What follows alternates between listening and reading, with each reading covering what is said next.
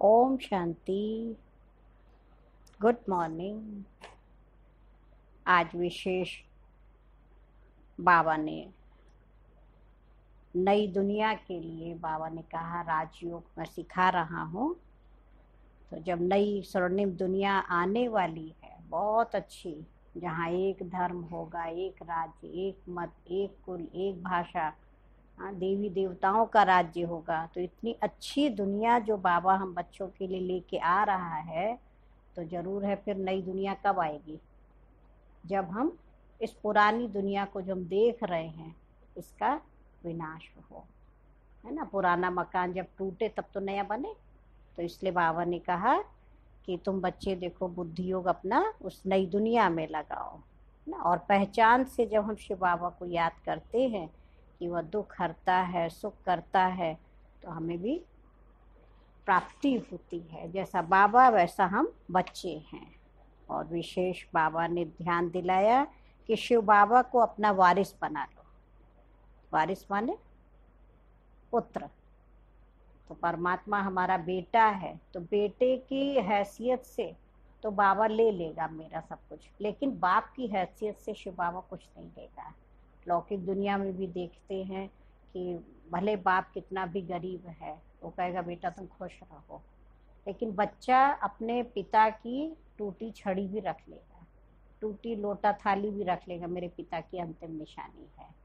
तो बाबा कहते तो मुझे अपना वारिस बनाएंगे तो मैं तुम्हारा सब कुछ लेके उसको सफल कर दूंगा ना। और विशेष बाबा ने ध्यान दिलवाया, बहुत खुशी की बात बाबा ने कही, बच्चे तुम्हें अंदर में इतनी खुशी हो, जैसे गुदगुदी करता है ना तो कोई बहुत खिलकारी मार के हंसते, तो ऐसे अंदर में वो गुदगुदी होनी चाहिए, वो खुशी होनी चाहिए कि हमें स्वयं ज्ञान सागर बाबा पढ़ा रहे हैं। और कभी भी अपने मूड को ऑफ नहीं करना है ना।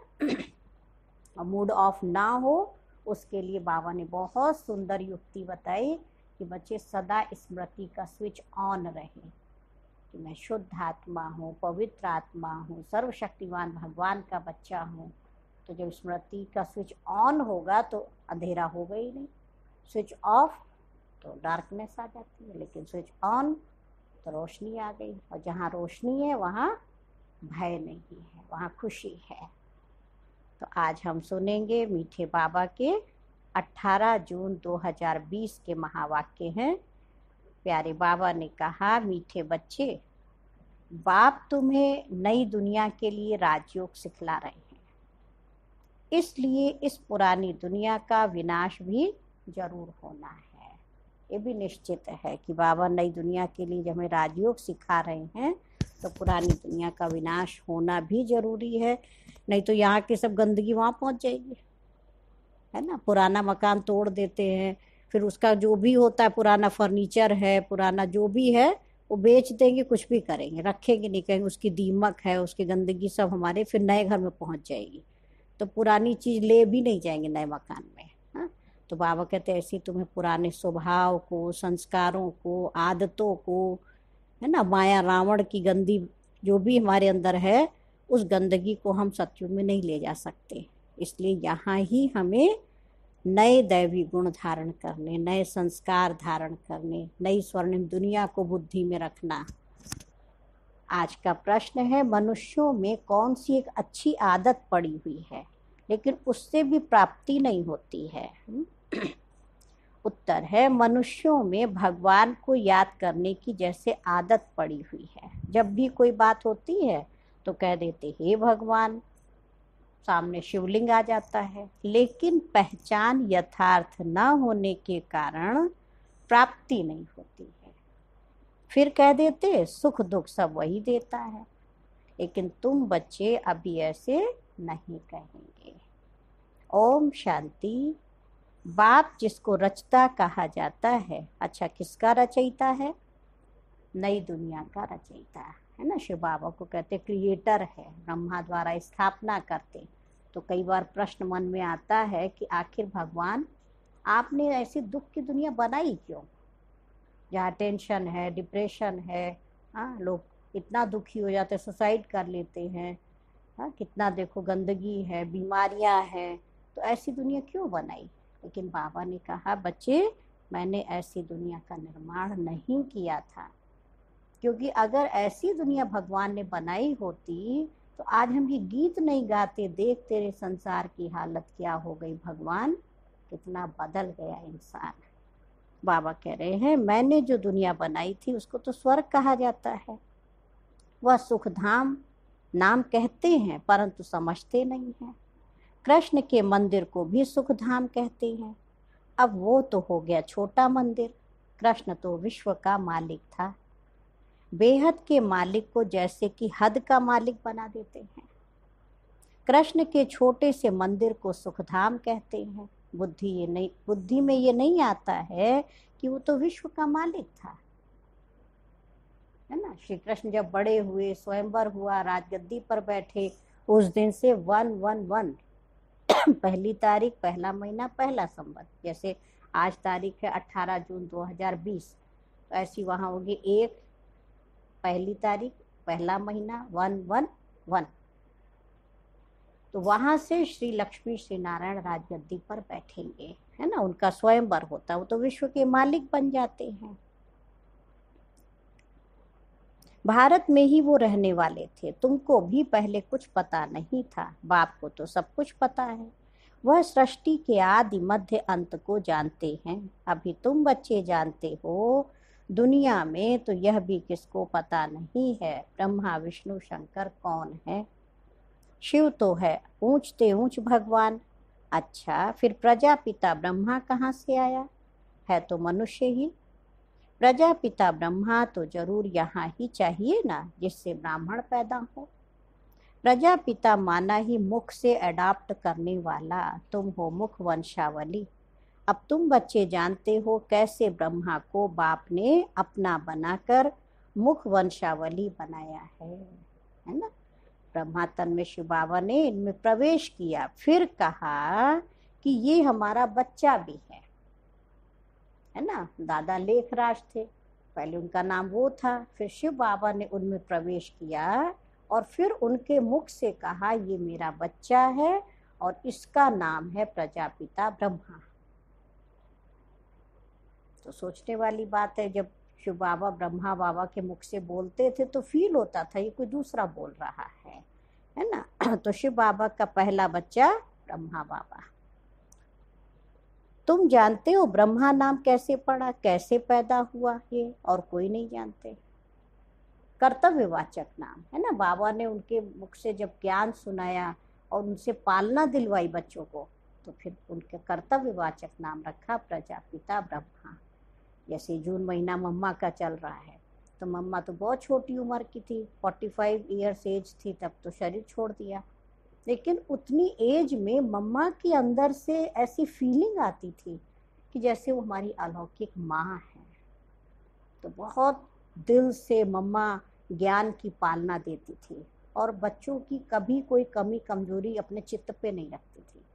कमी दिखाई भी देती थी, कोई कहता भी था, लेकिन मम्मा उस भाव से कभी उस बच्चे को शिक्षा भी नहीं देती थी, है ना, कि बात मन में रखी हो फिर कोई शिक्षा दी। मम्मा एक माँ की रीति से बच्चे की पालना करती थी। सब बच्चों को, यज्ञ में 350 बच्चे थे, मम्मा की अपनी खुद की लौकिक माँ भी थी उसमें, लेकिन वो भी उनको मम्मा कहती थी। तो जैसे आज कोई घर में बच्ची छोटी हो, बड़े बुजुर्गों जैसी बात करे तो क्या कहेंगे, पूरी पुरखिन है, हमारी दादी अम्मा आ गई हैं, है ना। तो ऐसे ही मम्मा से वो फीलिंग आती थी और बड़े बड़े बुजुर्ग भी उनको मम्मा ही कहते थे। तो शिव बाबा ने उनको कर्तव्यवाचक नाम दिया मातेश्वरी जगदम्बा सरस्वती, ज्ञान की देवी वीणा वादनी। और शिव बाबा ने कहा कि वो ज्ञान की जो वीणा बजाने वाली सरस्वती माँ की स्कूल में पूजा होती है, ये वही माँ है।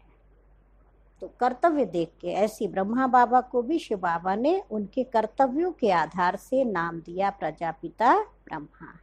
सिर्फ महिमा गाते हैं कि परम पिता परमात्मा ऊंचते ऊंच है, परंतु ये कोई की बुद्धि में नहीं आता है कि ऊंचते ऊंच बाप है।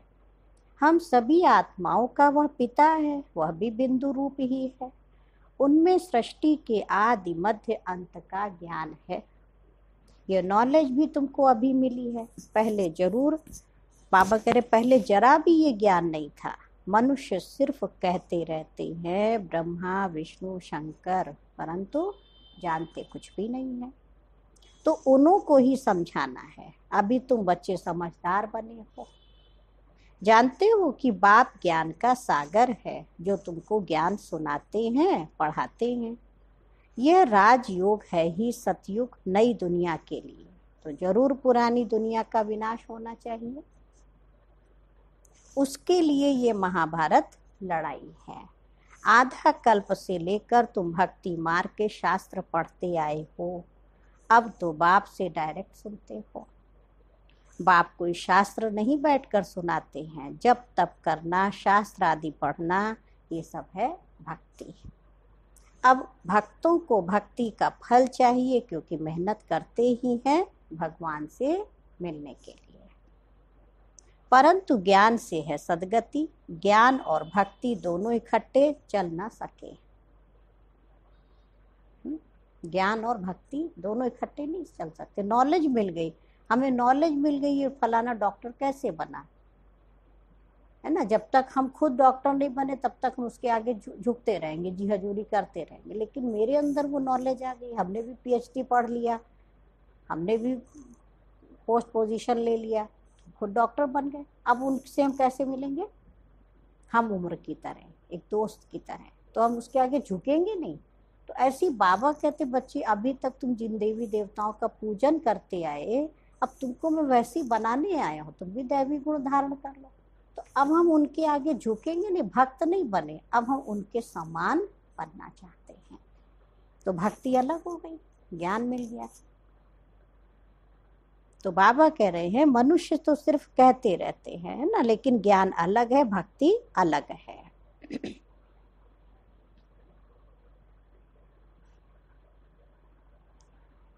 तो ये राजयोग है ही सतयुग नई दुनिया के लिए, तो जरूर पुरानी दुनिया का विनाश होना चाहिए। उसके लिए ये महाभारत लड़ाई है। आधा कल्प से लेकर तुम भक्ति मार्ग के शास्त्र पढ़ते आए हो, अब तो बाबा डायरेक्ट तुमको सुनाते हैं। बाबा कोई शास्त्र पढ़कर नहीं सुनाते हैं।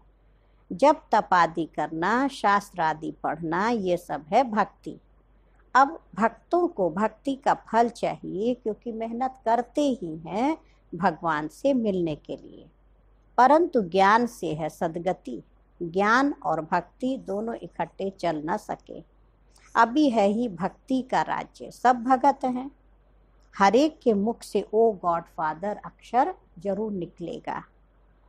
अब तुम बच्चे जानते हो कि बाप ने अपना परिचय दिया है कि मैं बहुत छोटी बिंदु हूँ, मुझे ही ज्ञान का सागर कहते हैं। मुझ बिंदु में सारा ज्ञान भरा हुआ है, आत्मा में ही नॉलेज रहती है। अभी तुम बच्चे समझते हो कि उनको परम पिता परमात्मा कहा जाता है, वह है सुप्रीम सोल, अर्थात सबसे ऊंचते ऊंच पतित पावन बाप ही सुप्रीम है ना। मनुष्य हे भगवान कहेंगे तो शिवलिंग ही याद पड़ेगा। हे भगवान तो वो मूर्ति नहीं याद आती, लगता इससे भी ऊंची कोई है। तो वो भी यथार्थ रीति से नहीं जानते, एक जैसे आदत पड़ गई है कि भगवान को याद करना। कोई प्रॉब्लम आई कि हे भगवान, ओ गॉड फादर, ऊपर नजर जाती है, लेकिन नॉलेज नहीं है। भगवान ही सुख दुख देता है कह देते हैं। अभी तुम बच्चे तो ऐसे नहीं कहेंगे ना कि भगवान ही सुख भी देता दुख भी देता, कहीं मारने वाला है भगवान, बचाने वाला है भगवान। अरे तो जो बचाएगा मारेगा क्यों? जो सुख देगा वो दुख क्यों देगा? है ना। माँ बाप कभी बच्चों के आंख में आंसू नहीं देख सकते, वो कहते मम्मी पापा ने मुझे मारा, मुझे दुख दे रहे हैं।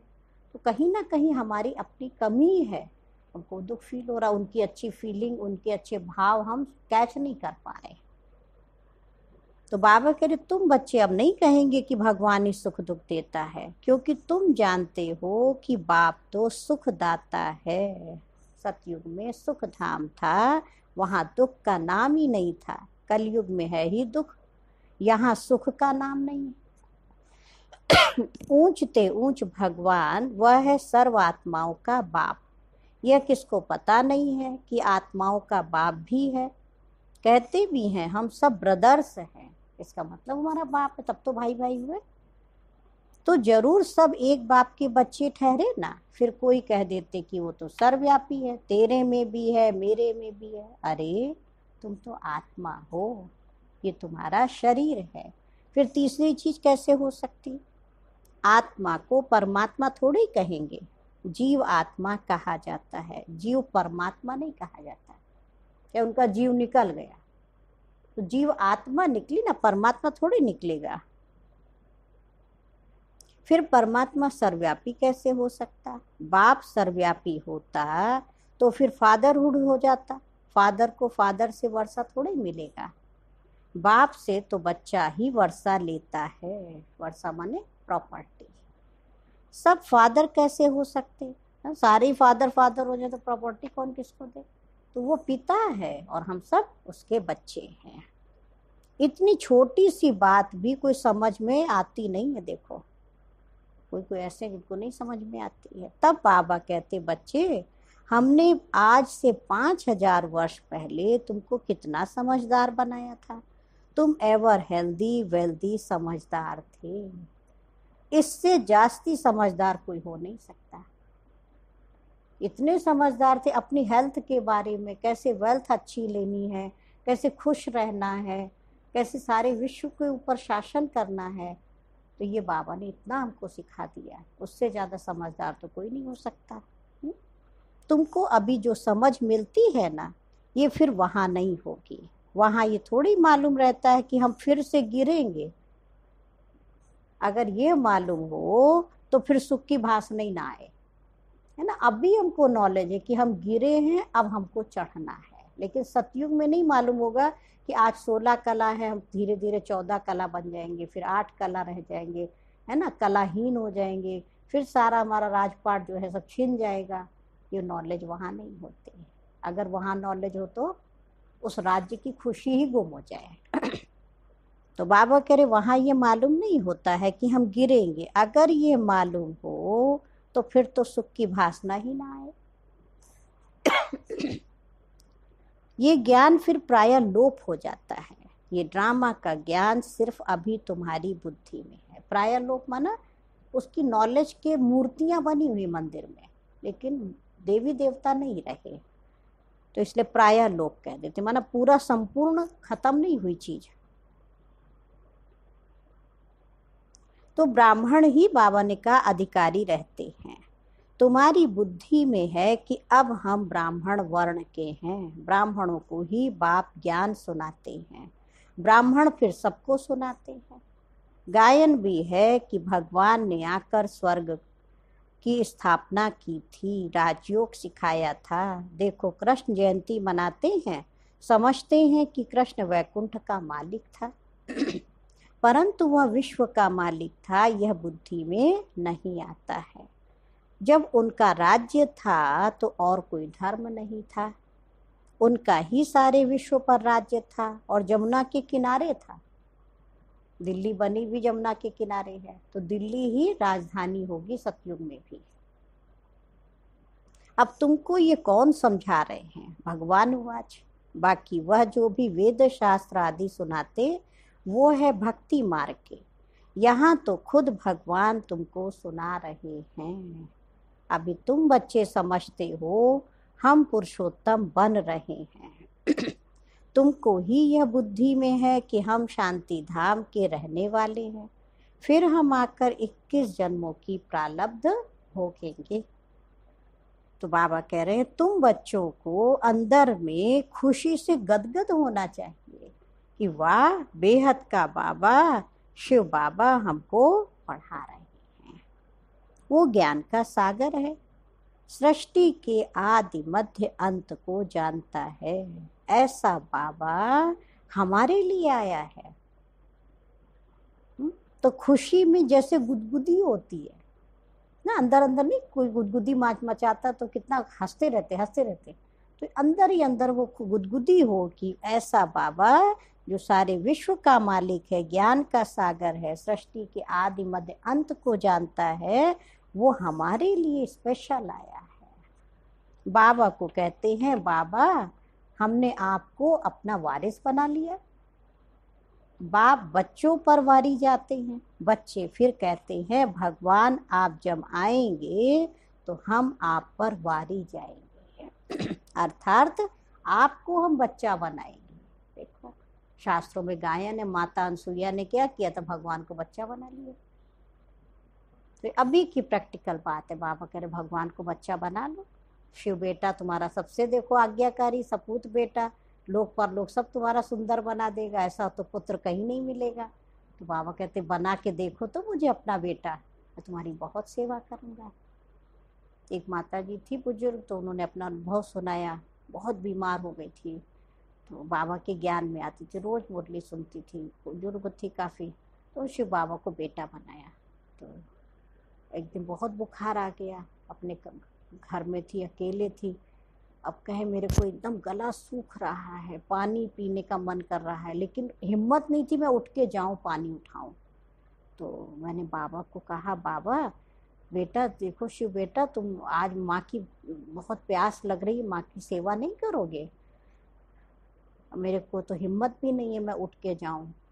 तो कहा दीदी, उसके बाद ऐसा लगा जैसे मेरा पूरा गला एकदम तर हो गया और मुंह एकदम गीला गीला, लगा ही नहीं कि पानी भी मतलब प्यास अब लगी है।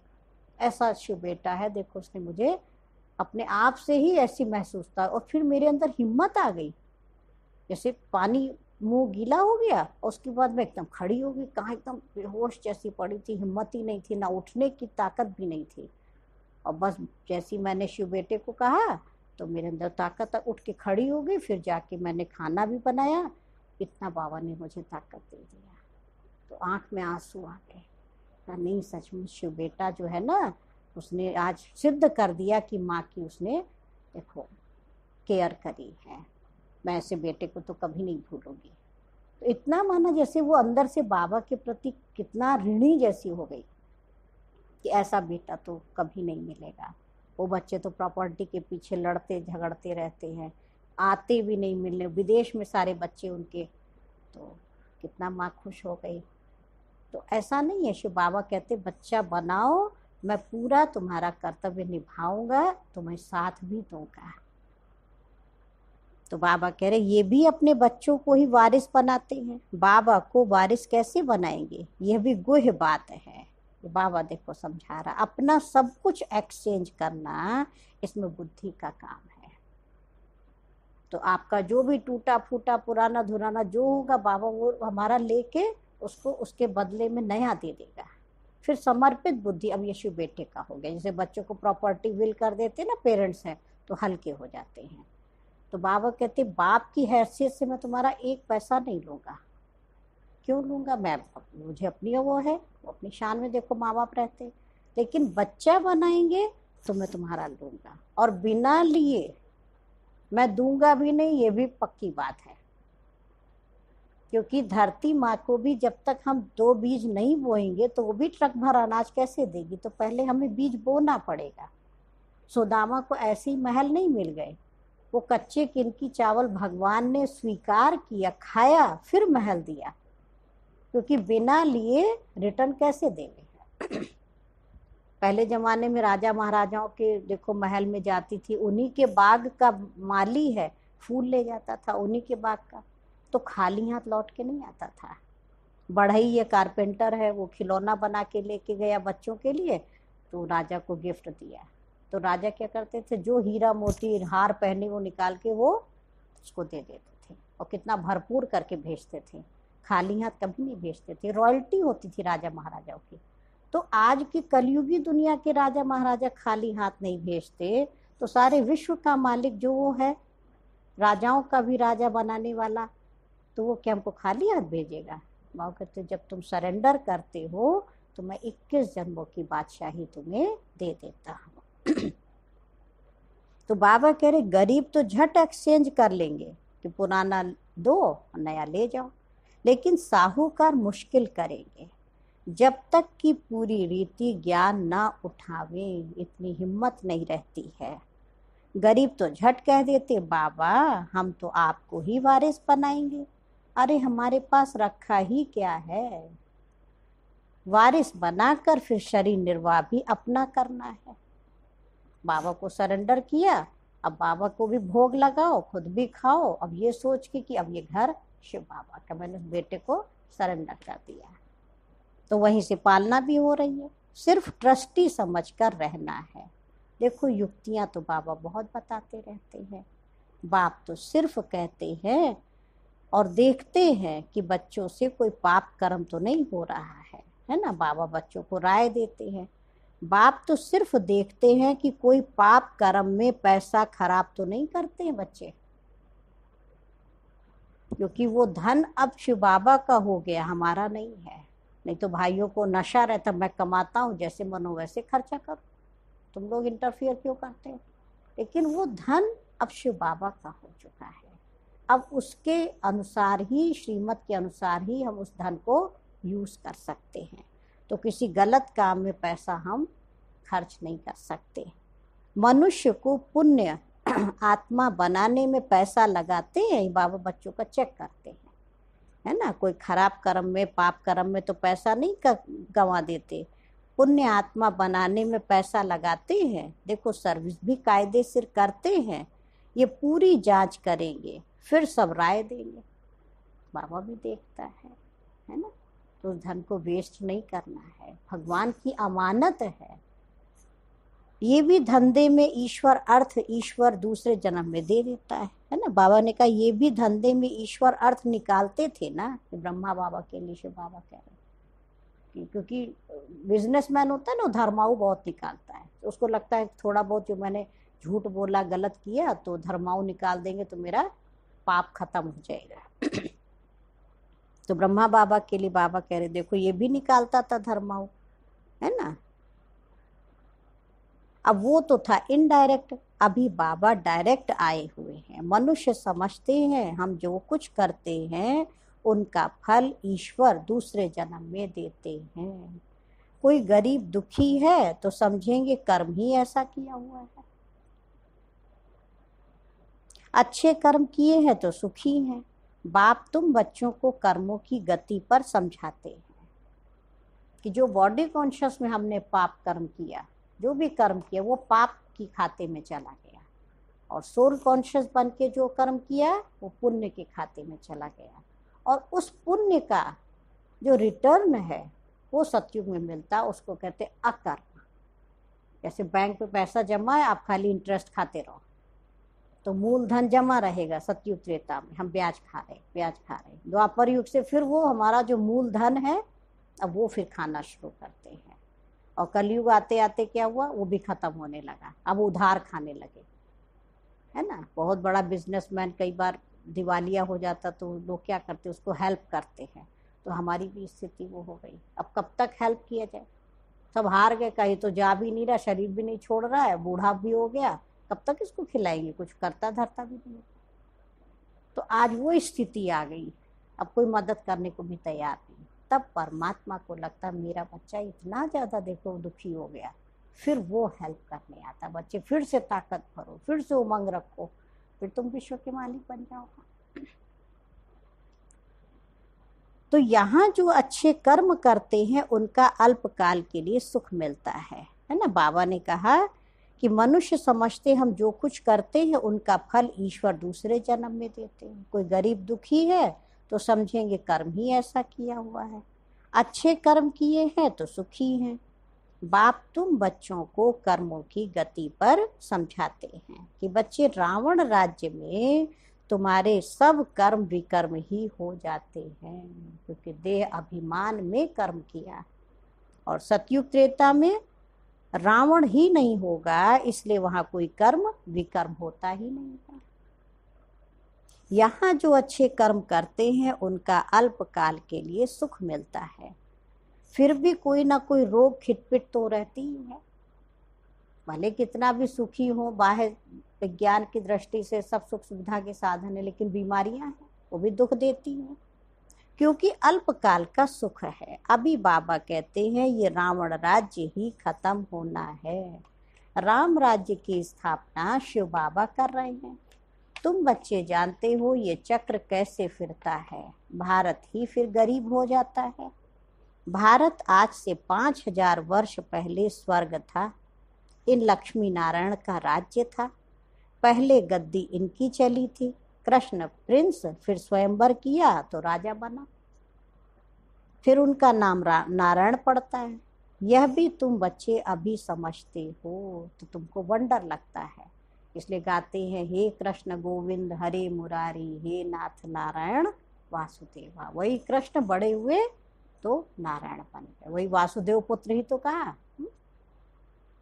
लेकिन ये वास्तव में सतयुगी दुनिया के श्री कृष्ण की बात है, तो उनके तो पिता ही दूसरे होंगे, है ना। उनका राजगद्दी पर बैठते ताजपोशी हुई तो नाम पड़ा श्री नारायण। तो बाबा आप सारी रचता और रचना की नॉलेज सुनाते हो, बच्चों को वंडर लगता है, आप हमको कितना ऊंच पढ़ाते हो, बलिहार जाऊं बाबा आपके ऊपर। हमको तो सिवाय एक बाप के और कोई को याद ही नहीं करना है। बच्चे बाबा से प्रॉमिस करते हैं, बाबा अंत तक हमें पढ़ना है तो जरूर टीचर को याद करना है। स्कूल में टीचर को याद करते हैं ना, उन स्कूलों में तो कितने टीचर्स होते हैं, हर एक दर्जे का टीचर ही अलग अलग होता है। फर्स्ट क्लास में, सेकंड क्लास में, हर क्लास के टीचर देखो चेंज होते रहते हैं। और यहाँ तो तुम्हारा एक ही टीचर है। आज 1936 से बाबा ने भी पढ़ा, दादियों ने भी पढ़ा, आज हम बच्चे भी पढ़ रहे हैं, 85 ईयर्स हो रहा है, लेकिन टीचर एक ही है। वंडरफुल बात है। तो बाबा कहते यहाँ तो एक ही टीचर है, कितना लवली है। बाप लवली, टीचर लवली, सतगुरु भी लवली, है ना। तो आगे भक्ति मार्ग में अंधश्रद्धा से याद करते थे, और अभी तो डायरेक्ट बाप पढ़ाते हैं। तो तुम बच्चों को कितनी खुशी होनी चाहिए, खुशी खत्म ही नहीं होनी चाहिए। परंतु फिर भी बच्चे कहते बाबा हम भूल जाते हैं, पता नहीं हमारी बुद्धि आपको क्यों नहीं याद करती है। बच्चे खुद ही बाबा को शिकायत करते, इतना लवली बाबा हमें भूलना नहीं चाहिए, परंतु हमारी बुद्धि में पता नहीं क्या होता है, याद ही नहीं आती है। गाते भी हैं ईश्वर की गत मत न्यारी है। गति माना मुक्ति, तो मुक्ति की जो मत माने राय है वो बिल्कुल न्यारी। दुनिया वाले सोचते पंचाग्नि तापो, ठंडी में खड़े रहो पानी में, हाँ तब कहीं भगवान की प्राप्ति होगी, तब कहीं मुक्ति मिलेगी। और बाबा ने बहुत सरल कराया, बच्चे अपने को आत्मा समझो, शिव बाबा को याद करो, मन मना भव मध्याजी भव मामेकम याद करो बस। तो कई लोगों को लगता है ये तो बड़ा सरल है, तो जिनको अच्छा लगा वो तो फॉलो करने लगते, लेकिन वो सोचते कठिन होगा ना तो भगवान जी खुश होंगे, ऐसा नहीं है। बाबा आपकी गति और सदगति की मत तो बड़ी वंडरफुल है, ऐसे बाबा को याद करना चाहिए ना।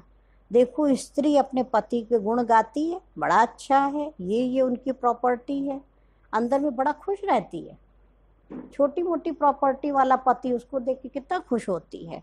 और ये तो तुम्हें पतियों का पति, बापों का बाप मिला है, इनसे कितना हमको सुख मिलता है।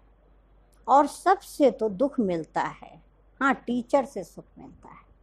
उस लौकिक दुनिया में भी टीचर देखो सुख देता है, क्योंकि बच्चे पढ़ के पोस्ट पोजीशन पा जाते हैं, क्योंकि पढ़ाई से इनकम होती, इसलिए टीचर से सुख मिलता है। गुरु हमेशा किया जाता वानप्रस्थ में। बाबा भी कहते हैं मैं वानप्रस्थ में आया हूँ, ये भी वानप्रस्थ थी, मैं भी वानप्रस्थ थी। ब्रह्मा बाबा भी वानप्रस्थ थी, क्योंकि बुजुर्ग 60 साल के हो गए तो वाणी से परे जाने का समय। और शिव बाबा कहते मैं भी वानप्रस्थ थी, क्योंकि मैं परम धाम में रहता हूँ, वाणी से परे के स्थान पे। ये सब मेरे बच्चे भी वानप्रस्थी हैं, तो हम सब भी कहाँ के रहने वाले, वाणी से परे परम धाम के। बाप टीचर गुरु तीनों ही इकट्ठे हैं, बाप टीचर भी बनते हैं, फिर गुरु बन साथ ले जाते हैं। उस एक बाप की ही महिमा है, ये बातें और कोई शास्त्र में नहीं है। बाबा हर बात अच्छी रीति समझाते हैं, इनसे ऊंची नॉलेज कोई होती नहीं है, ना जानने की दरकार ही रहती है। हम सब कुछ जानकर विश्व के मालिक बन जाते हैं, और जास्ती क्या करेंगे। बच्चों की बुद्धि में ये हो, तब खुशी में और उसी याद में रहें। पुण्य आत्मा बनने के लिए बाबा राय दे रहे हैं, बच्चे याद में जरूर रहना चाहिए। शिव बाबा को याद करते रहे तो हम पुण्य आत्मा बन जाएं। माया का धर्म है तुम्हारे योग को तोड़ना। योग में ही माया विघ्न डालती है, भूल जाती हो। माया के तूफान बहुत आते हैं, ये भी ड्रामा में नूंद है। सबसे आगे तो ये है ब्रह्मा बाबा, तो सबसे ज्यादा तूफान किसको आएगा? जो आगे है। तो ये तो अनुभव है इनको, है ना। तो बाबा कह रहे इनको सब अनुभव होते हैं। मेरे पास जब आए तब तो सबको समझाऊं ना। बच्चा बाप के आगे जाएगा नहीं तो बाप अनुभव क्या सुनाएगा, है ना। ये सब माया के तूफान आएंगे, बाबा के पास भी आते, तुमको भी आएंगे।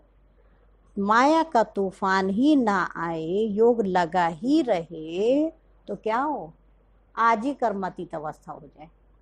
फिर तो बाबा को सबको जल्दी जल्दी ले जाना हो।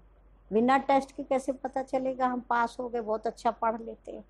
तो माया टेस्ट लेती है। तो बाबा कह रहे अगर योग लगा ही रहे, माया का तूफान ही ना आए तो कर्मातीत अवस्था हो जाए, फिर हम यहाँ रह भी ना सके।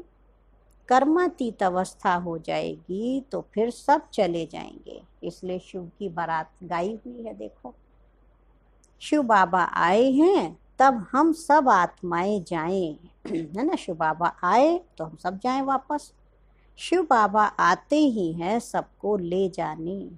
सतयुग में इतनी आत्माएं थोड़ी होगी, परम धाम सब चली जाएंगी। वहां केवल वही बच्चे सतयुग में पहुंचेंगे जो यहाँ शिव बाबा को बहुत प्यार से याद करते, पढ़ाई पढ़ते, है ना, अपने ऊपर स्व प्रशासन करते, दैवी गुण धारण करते, वो सतयुग में पहुंच जाएंगे।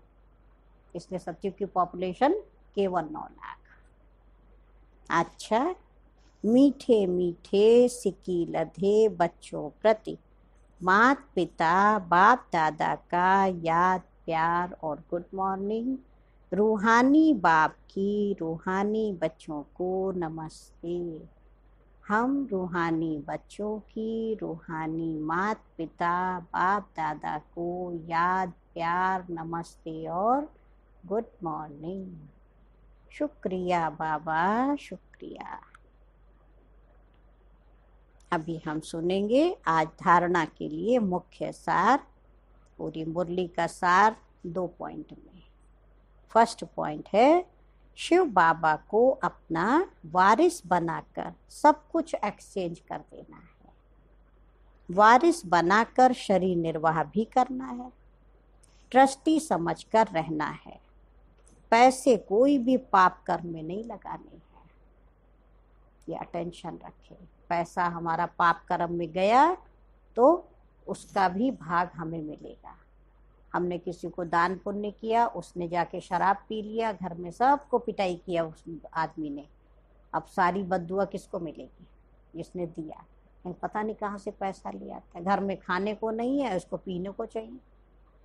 तो हमने तो प्यार से दिया, भावना से दिया, दर्द था अंदर में कि चलो रहम की भावना से, वो बेचारा दुखी है, पैसा दे दिया उसको, और उसने तो शराब पी लिया, कहीं जुआ खेल लिया, घर में सबकी पिटाई किया।